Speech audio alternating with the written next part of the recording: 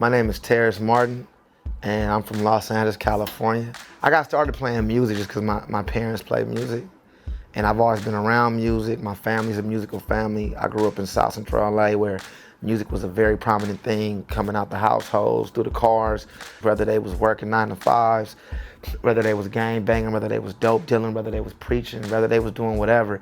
You always heard music down the streets in South Central, or wherever, but where I'm from, that's where the reason why I did music, because I fell in love with that in that area. Growing up in LA is I mean, beside my children, like the biggest thing with that motivates me to do music. It motivates me because I know the other things that I could have been doing other than music. You know, I grew up in the 90s a lot, and I grew up in the Crenshaw district. So, and all through LA, it was like some of the hype of the gang activity. I was intrigued by that because I grew up with that, so I was intrigued by it. And you know, I thought I wanted to be a part of a gang, but then I realized I didn't, because I didn't have the hand-to-hand combat skills down too well. And I never wanted to go to jail too. So, you know, I said, well, maybe I'll do music. You know what I'm saying? But all that is wrapped up into my music. You know, like the only reason why I do music, I feel, for one, it feels great, but outside of me, which is the bigger reason why I do music, is because I know music is the only language that we all really could communicate with. So I feel like if I'm blessed to have that skill to be able to communicate with the world, and then I'ma use that, you know, I'ma use that for the cats that can't communicate with the world, or that want to, or the, you know, I always tell people I do music for the cat that is seriously contemplating suicide, or for the single mother, or the single father, or for the cats that's in jail forever that can't get out, or for the people that just want to feel good. I could give a fuck about other musicians. I'm more like human beings is my shit, and that's the music I do, I believe, is human being music. The inspiration for Sounds of Crenshaw, and the reason why I labeled it, because like I said, when I was younger, all of my biggest musical influences, I remember capturing and falling in love with them I remember what bus I was taking when I was listening to, in 9th grade, John Coltrane and Love Supreme. I remember the day I listened to that. I remember taking the 210 Crenshaw bus to 43rd and Degnan to Lamert Park at 8th grade, seeing Billy Higgins and hanging out with them and everything. So in my world, at a young age, Crenshaw Boulevard was everything I needed at that time. From music to art to healthy living to mentors, you know. And at the same time, hood shit, gangbanging was simultaneously running. But it was still this heavy art going while that was running. Because I believe one don't work without another. I hate the killings and I hate the violence, but I believe that you need good and evil throughout the world. You need evil to understand what the fuck good is. You need good to say, I don't want to be evil. You know what I'm saying? So I think those two things, like, you know, people always don't want to say it, but we all have a dark side and we all have a light side. I think those two things running together in the music and the activity and everything just formulated this thing. And I didn't know what to call it, so I was like, for years I didn't know what to call that energy other than just being black. But when I had the opportunity to start my own label, I said to myself, it has to be something with Crenshaw. It's so much in that Crenshaw district that I just want to bring more notoriety to it, you know. And I do love where I come from, but I also, when I do those things, I hope to inspire other people to give a fuck about where they come from. Because a lot of people don't care about where they come from. They say they do, but they don't fuck with their community. But I feel it's my responsibility, and that's why I'm on earth, to always bring notice to things that pave the way for me, so it can inspire somebody else to also respect those factors in their life. So that's the whole point of Sounds of Crenshaw, just to pay homage and also to remind me and to remind these other motherfuckers that LA is the best city in the world. I grew up having to work a lot, but mainly playing gigs in my teens and everything. So I think my versatility comes from survival. It comes from I financially afford to be closed-minded.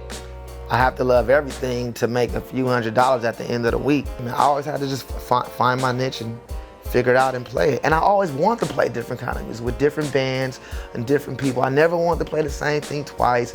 I never want to do what I did yesterday. I never want to do none of that shit that a lot of my peers were just doing one type of thing. That's like one motherfucking meal, the same meal every day to me. I want to just keep feeding the culture, and I want to feed human beings healthy things. I don't want to play with 4 people in the club. I don't want to spend my life at Smalls. And I love Smalls, but I don't, my character's too big for that. I got too much shit to touch before I get out of here. We only got a limited amount of time. So we gotta do the careful shit while we on earth, because when we dead, we can't do shit. All you got that's left over is your message and your music. If I get lost spiritually, mentally, physically out here, I don't have a map. I always go back to my point of direction. My point of direction is gangster rap and intense, straight ahead jazz. That's like equal to me. So at that time, I know Kendrick was digging for something deep, and I just wanted to go back to my point of direction and start from there again and think, and that's just the sound we came up with, you know what I'm saying? Like the next album we did, Damn, I did Loyalty. That was just with a drum machine and a little keyboard. No horn, no bass, no extensive harmony, just a hit motherfucking record. I started working with Herbie Hancock. Herbie had, from what I understand, Herbie had heard about me and got hip to me through Flying Lotus.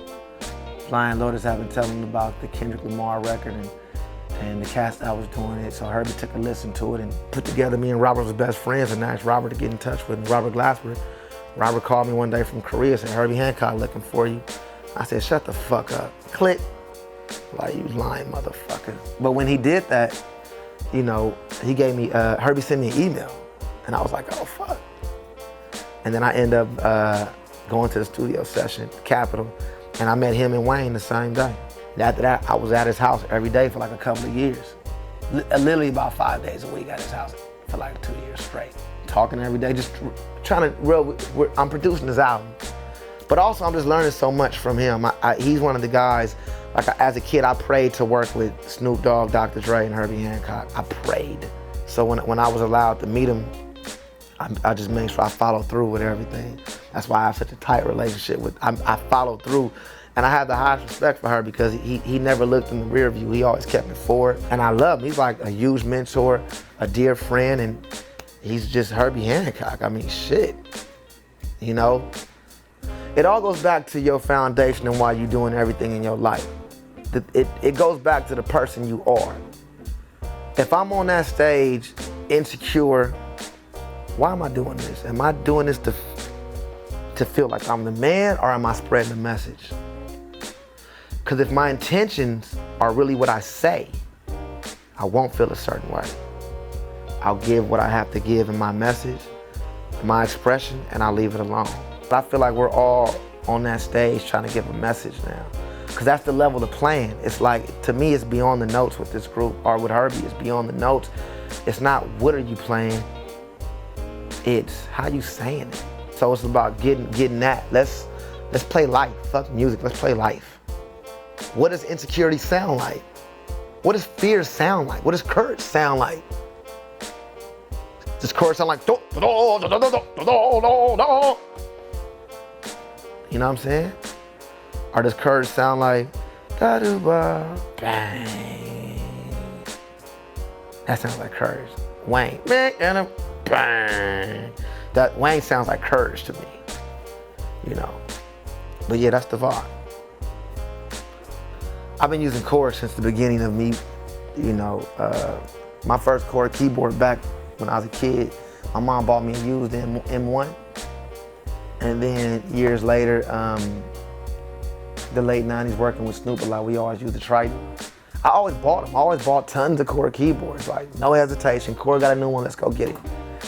But then when Herbie played Korg, and I was still playing Korg, like, you like Korg, man, you know, how long you been using them? I said, my whole career. And I met with Tom, and you know, they came at me with the right conversation and the right gear, and it was a wrap, you know what I'm saying? I use Korg in the studio every day. My main setup in the studio, it's just been the Chronos and the Prologue. The Prologue replaced my Mini Move, Prophet, and everything. So it's just been those two keyboards. I'm simple, you know what I'm saying? But I love their gear, that the sound is just, it's just right. And a big deal equally of the sound is the support they give me. But yeah, if you don't support me, I don't support you, and Korg supports me, Korg supports the movement. So I support them, you know? I wanna give, man, and I think giving back to the game is important, even from buying a record. My thing is, what do I have for the game? What do I have to give this game? What can I give this game? If I give the game a lot, it's gonna give me something back. What can I give the game? What can I give the art? What can I give? Fuck what I can get. How can what I do fit into your infrastructure? Can I help? How can I help this shit? Even Korg, what can I turn people on to the experience I'm having so everybody can have decent records and we can raise this shit to a plateau? It ain't because I'm trying to sell Korg. It's because I believe everybody should have good gear. You know, what can I give to the game?